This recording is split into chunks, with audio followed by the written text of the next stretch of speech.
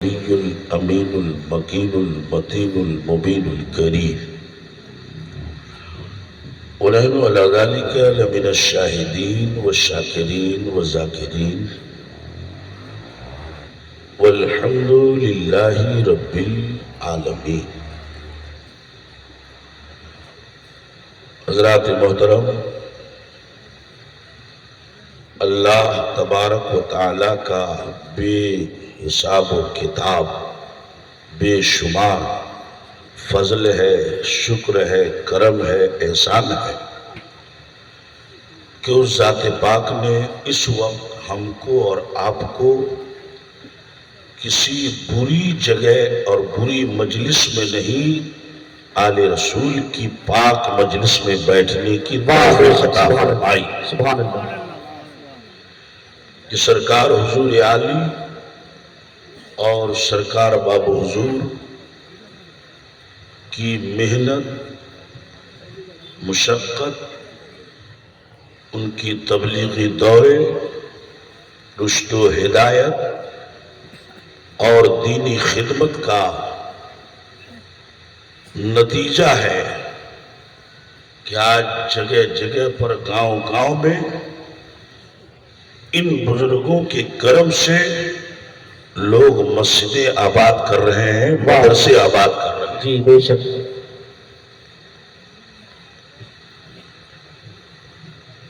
آج کا یہ پروگرام جو کل صبح انشاءاللہ مسجد کی چھت ڈھلائی ہوگی باب حضور کے مبارک ہاتھوں سے،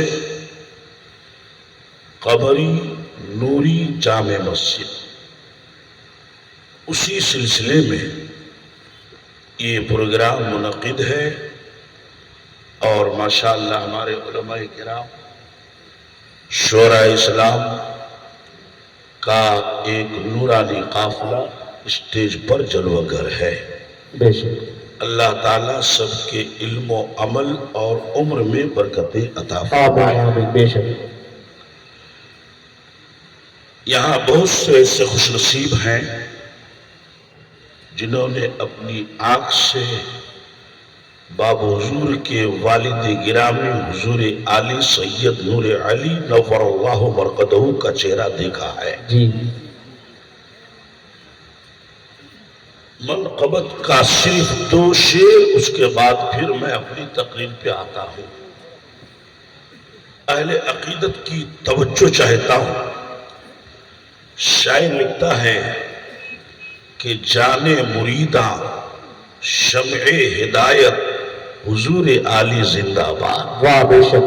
کہہ دیجئے سبحان سبحان اللہ. اللہ. جان مریداں شمع ہدایت حضور عالی زندہ باد، آپ پہ ہیں قربا اہل عقیدت حضور عالی زندہ باد. واہ سبحان اللہ. بے شک. آپ پہ ہیں قربا اہل عقیدت حضور عالی زندہ باد. بے شک. اقوال و افعال میں نوری، نوری ہے ہر حال میں نوری. نوری. واہ بے شک. اقوال و افعال میں نوری، نوری ہے ہر حال میں نوری. نوری صورت، نوری سیرت حضور عالی زندہ باد. واہ واہ بے شک. سبحان. نعرے تکبیر، نعرے رسالت، مسلک اعلیٰ حضرت فیضان سرکار حضور عالی، فیضان سرکار بابو حضور. سبحان اللہ.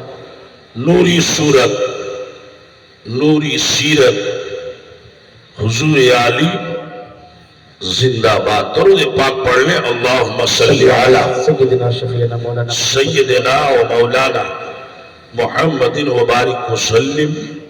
صلاۃ و سلام علیک یا رسول اللہ، صلی اللہ تعالی وسلم. صلاۃ و سلام علیک یا حبیبی یا نبی اللہ صلی اللہ تعالی علیہ وسلم. حضرات محترم، چاندنی رات میں یعنی جناح رات میں ہم اور آپ جب رات کے ٹائم آسمان کی طرف نظر اٹھا کر دیکھتے ہیں تو آسمان میں تو ہے بہت کچھ، لیکن اتنی دور کی وجہ سے ہمیں اور آپ کو رات کے ٹائم دو ہی چیز نظر آتی ہے، ایک چاند اور دوسرے ستارے۔ جی حالانکہ آسمان میں بہت کچھ ہے، فرشتے ہیں، پہلا آسمان ہے، دوسرا ہے، تیسرا ہے، چوتھا ہے، پانچواں ہے، چھٹا ہے، ساتواں ہے، آٹھواں ہے، نواں ہے، عرش ہے، کرسی ہے، لوح قلم، سب کچھ ہے۔ لیکن اہل زمین کو، زمین پہ رہنے والوں کو صرف چاند اور ستارہ نظر آتا ہے۔ اسی طرح جب آسمان کے فرشتے زمین کی طرف دیکھتے ہیں تو زمین میں تو ہے بہت کچھ، لیکن ان فرشتوں کو ستاروں کی طرح چمکتی ہوئی ایک ہی چیز نظر آتی ہے، اور وہ چیز اللہ کا گھر مسجد ہے۔ سبحان اللہ، بہت خوب، بے شک۔ مثل ستارہ یہ مسجدیں فرشتوں کو چمکتی ہوئی نظر آتی ہیں۔ واہ، بے شک۔ مسجد کی تاریخ اور ہسٹری یہ ہے کہ اللہ نے جب اس دنیا کو قائم کیا، شہروں کو آباد کیا، بستیوں کو آباد کیا، انسانوں کو پیدا کیا، شجر و حجر، پیڑ پودے، دنیا بھر کی چیزیں، لیکن سب سے پہلی چیز جس کو اللہ نے اس دنیا میں پیدا کیا، بنوایا، وہ ہے اللہ کا مقدس گھر کعبہ اللہ۔ واہ واہ، سبحان اللہ، بہت خوب۔ یہ سب سے پہلی آبادی، اور مسجد اتنا اہم کام ہے کہ اللہ نے مسجد کو عام لوگوں کے ذریعے پہلے نہیں بنوایا، نبیوں اور رسولوں کے ذریعے سے بنوایا۔ بے شک۔ چنانچہ سب سے پہلا گھر کعبہ شریف حضرت آدم پیغمبر کے ذریعے، اور پھر اس کے بعد حضرت ابراہیم اور اسماعیل علیہ السلام کے ذریعے اللہ نے کعبہ شریف کو بنوایا۔ دوسرے نمبر پر فلسطین میں مسجد اقصی، جی بیت المقدس، اس کو بھی اللہ نے عام لوگوں سے نہیں بلکہ اللہ کے نبی حضرت سلیمان علیہ السلام کے ذریعے سے بنوایا۔ واہ، بے شک۔ اور مذہب اسلام میں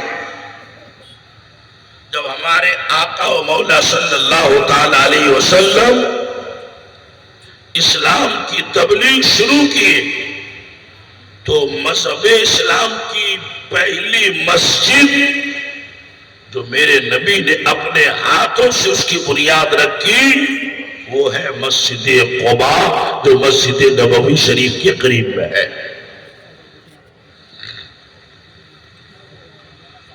اور پھر میرے آقا صلی اللہ علیہ وسلم نے خاص شہر مدینے میں مسجد نبوی کی بنیاد رکھی۔